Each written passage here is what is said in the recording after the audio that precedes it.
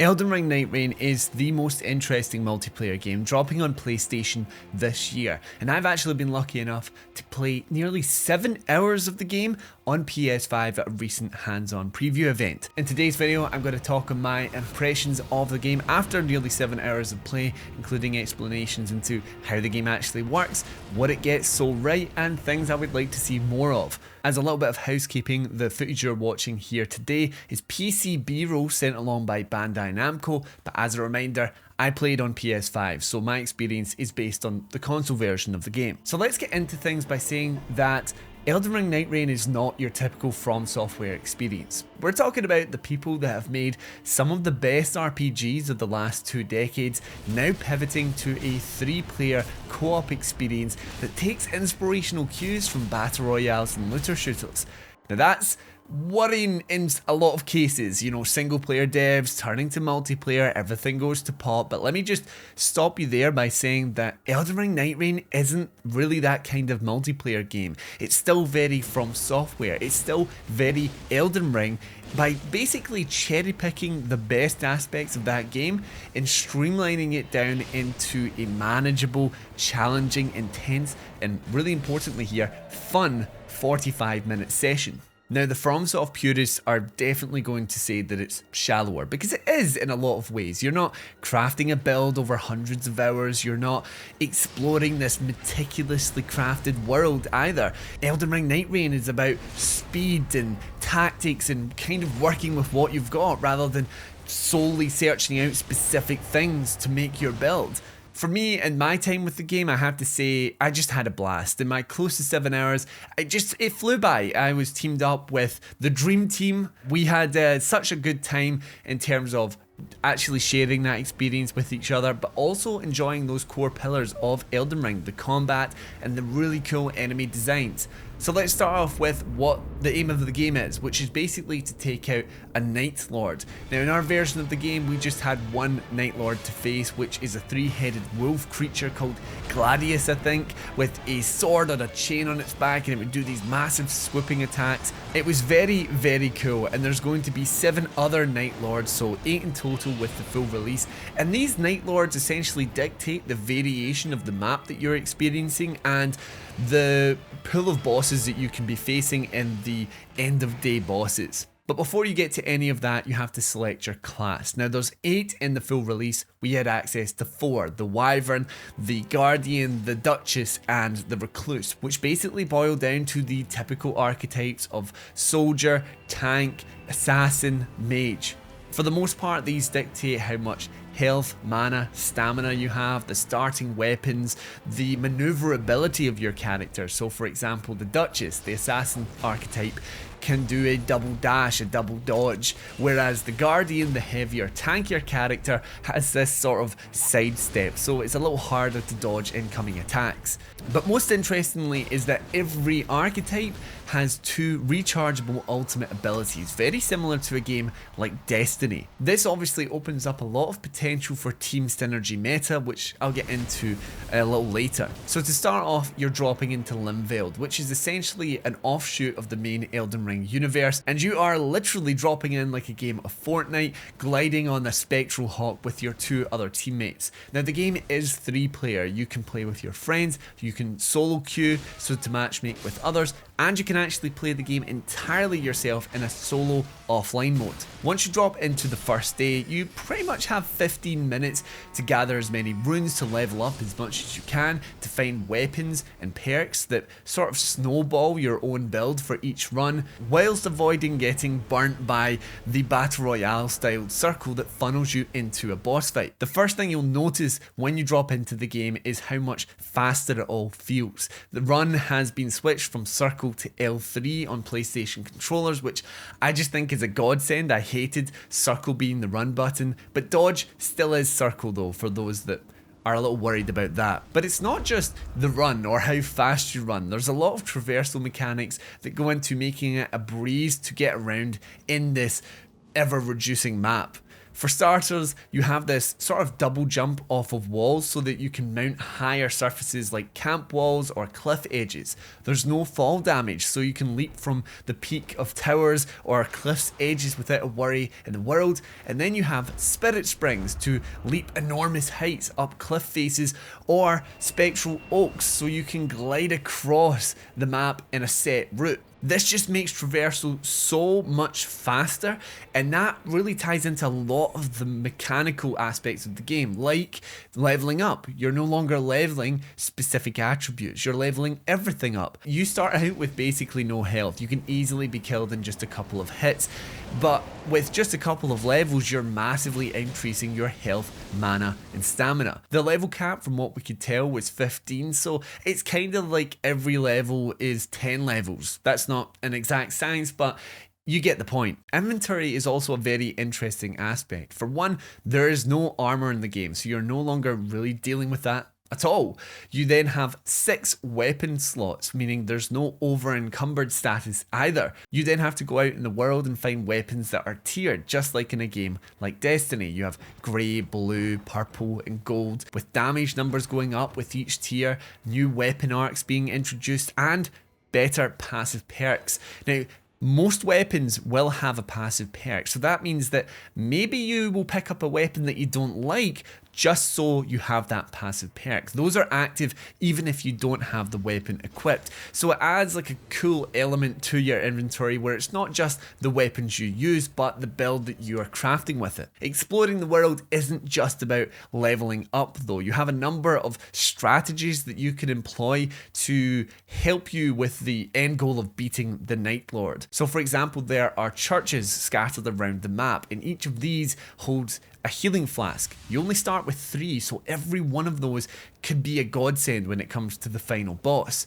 Additionally, you then have named bosses scattered around, and these may take longer to beat, so you have a chance of being left out in the firestorm. There's a Battlefield 5 reference for you, but they drop immense amounts of runes, and they also leave a reward where you have a choice of one of 3 rewards. Those could be higher tier weapons or passive perks again. Basically, across this 15 minutes, you are trying to find the foundation of some kind of build. So we had ones where healing builds were being started, or specific damage types were. It was really cool to see how it was different every single run, and you were sort of having to go with the flow and then work around that. In a game like Elden Ring, I'm notorious for just finding the armor and weapons that work for me and just sticking with it. I'm still rocking my level 10 Moonveil because that's the basic kind of player that I am, but here it kind of forces you into trying out different types of damage, different abilities, different perks as well, so that you're really investing yourself in that build crafting mechanic. It might be streamlined, it might be faster, it might not be as meticulous, but the depth and the scope of that build crafting from Elden Ring is still very much alive and present in Nightreign. Now, once you're funneled down into the first boss, this is probably the most traditionally Elden Ring that the game gets. You have a named boss, and these are typically ones or variants of ones from the base game. These fights are really where the abilities of the character classes come into play. So for a character like the Recluse, the mage type character, you could mark an enemy which would cause blood loss, but your teammates could then hit the enemy and gain back HP and FP. Then for something like the Wyvern, you had the grapple attack, so to close the distance between enemies, and then a large but short range explosive attack to deal high damage. The Guardian had a slam attack with a large area of effect, but also this swirling stun attack if you're ever getting overwhelmed. Then the Duchess, probably my favourite of the lot, had the ability to make the whole team invisible for 30 seconds or so, but also the ability to repeat any damage done to the boss over the last 5 seconds or so.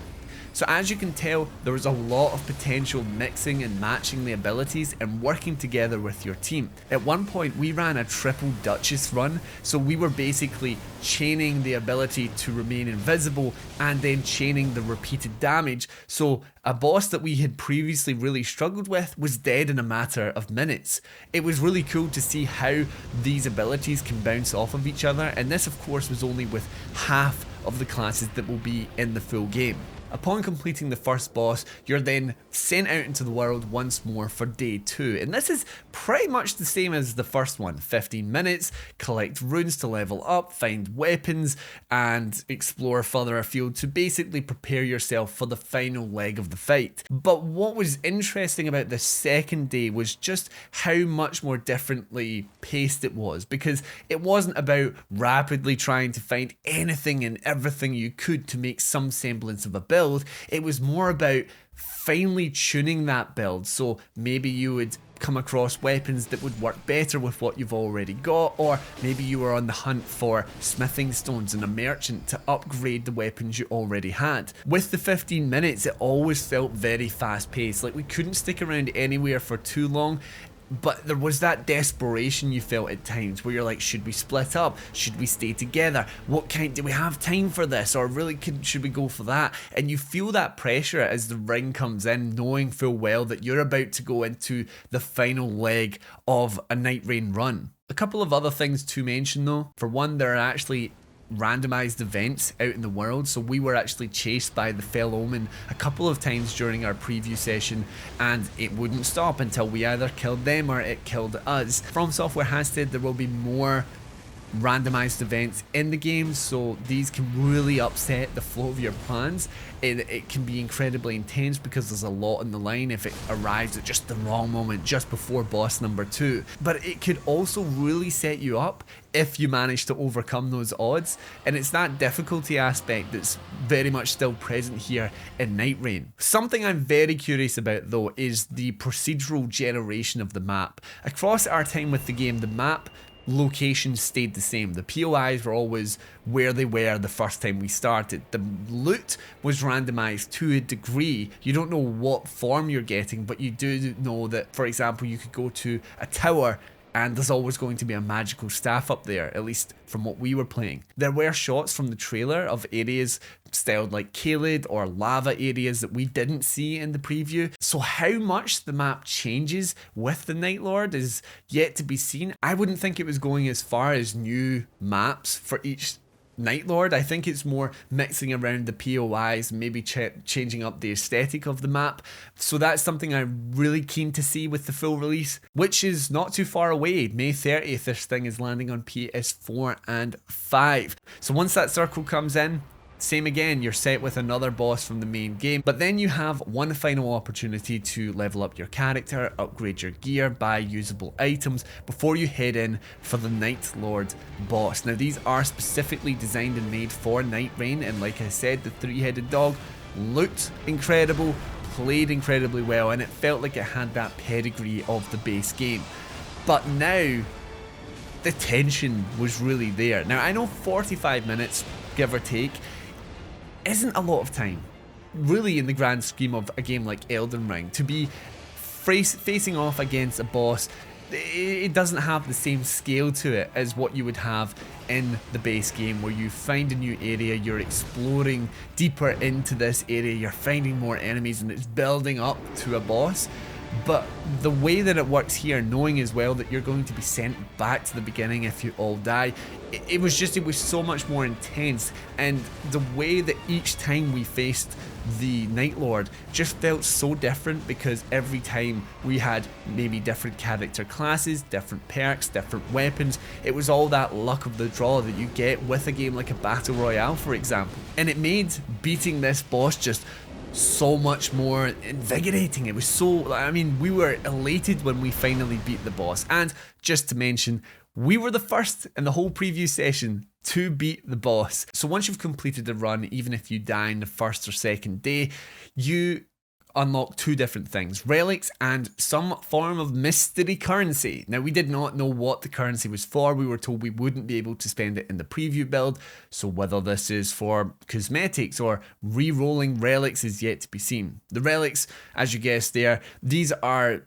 again like passive perks. Sometimes they would be healing perks, sometimes they would be specific damage types like Scarlet Rot, but there was only certain colours of relics that could be applied to certain character classes. So the Duchess, for example, couldn't have damage boosts applied to their character, whereas the Wyvern couldn't have the healing capacities applied that were applied to the Duchess. I don't think it feels like it changes the game too much, but in some respects it was allowing us to lay the foundation of a build and hoping that we came across those items in our travels, whether that's the team finds it for you and brings it over to you, or you're discovering it yourself. All said and told, we beat this boss one time, we almost beat it a second time, and this was across 7 hours. I would estimate that with the different character classes, the different Night Lords, you're talking about close to 50 hours of what FromSoftware calls a session-based RPG. In terms of longevity and keeping players engaged with progression systems like we're so accustomed to with a lot of multiplayer games, this is where things seemed a little lacking in some respects. I didn't really get the sense that you were building your character up much beyond the relics you were earning. The round table hold was much more expansive than it is in the base game, but also felt really empty. So whether that's just they were missing from our preview build and they wouldn't be there till the full release, or those are things that are going to be built out post-launch, maybe that's something we can look forward to. Certainly FromSoftware confirmed that there would be new aspects added to the game, like new Night Lords. So there's going to be reasons to come back to the game. It's just how replayable the whole adventure is, which I think there's a big fun factor in there. There is a big fun factor in there that I think is going to account for a lot of playtime for a lot of people. And like I say, 50 hours or so is like a huge amount of time for a multiplayer game like this. It just didn't feel like it had that traditional multiplayer trappings of let's keep you engaged, which I think a lot of people are actually going to find really refreshing. I know I did to a degree, but how that works long term, yeah, that's yet to be seen. But ultimately, I think the game was a lot of fun. I had so much fun playing with my team, and I just kept thinking about my friends back home that we've played a lot of co-op Elden Ring together. The friends that I have friends that play Elden Ring Bingo, which kind of sounds like somewhat similar in terms of going out with new builds, trying to beat characters as quickly as possible. There's aspects of that built into Nightreign that I just thought was going to be a lot of fun for us to play together. It seems like it's the kind of best of both worlds in a streamlined version of what we have, like a real pedigree experience contained within like smaller bite-sized chunks, which isn't going to be for everyone, but I think is FromSoftware has done a great balancing act here. Ultimately, I'm very excited for this game. I think it takes the best of the series and applies it into a multiplayer setting, which is challenging, it's intense, and it's a lot of fun, which is kind of the key thing when you're playing with friends. I'm interested to see how people react to this game. I'm interested to see the meta that is formed by different strategies from different classes and the like. And I'm really interested to see the full package in all of its glory, to be honest. So apologies for the really hapdash, unscripted thoughts on the game. I hope I have managed to give you as much information as you're looking for. If you have any additional questions, please do let me know down in the comments below. I'll try to answer them the best that I can. But yeah, Elden Ring Nightreign coming to PS4 and 5 May 30th. Very exciting. So thank you everyone for watching. If you've made it this far, I really do appreciate it. If you liked the video, consider leaving a like, and even better, subscribing to the channel for more PlayStation video content just like this. And until next time, I've been Aiden, and this has been Push Square.